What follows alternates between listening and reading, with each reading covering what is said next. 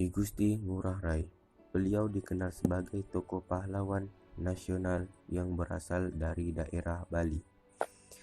Ia dikenal sebagai seorang pejuang yang memimpin pertempuran melawan Belanda di Bali ketika Indonesia baru saja merdeka. Nama lengkap I Gusti Ngurah Rai adalah Brigjen TNI Anumerta I Gusti Ngurah Rai.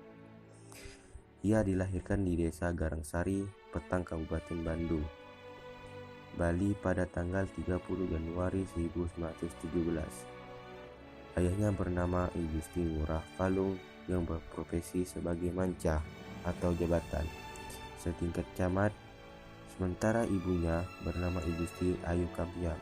Setelah menamatkan pendidikannya di HS Denpasar dan Mulo di Palang, pada tahun 1936, I Gusti Ngurah Rai melanjutkan pendidikannya di Sekolah Kadet di Gianyar, Bali.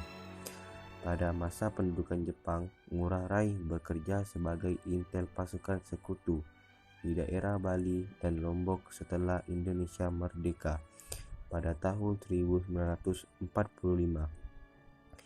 Pemerintah Indonesia memerintahkan I Gusti Ngurah Rai untuk membentuk TKR Sunda Kecil.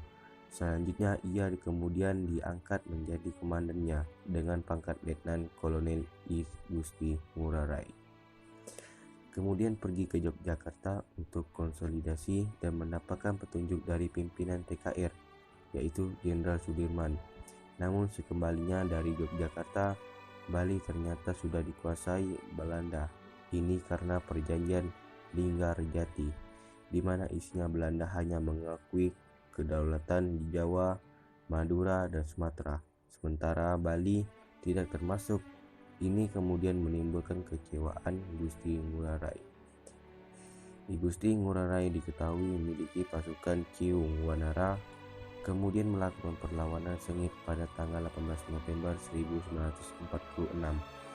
Pasukan yang menyerang daerah Tabanan, Bali yang dikuasai Belanda membuat suatu detasemen pasukan Belanda menyerah.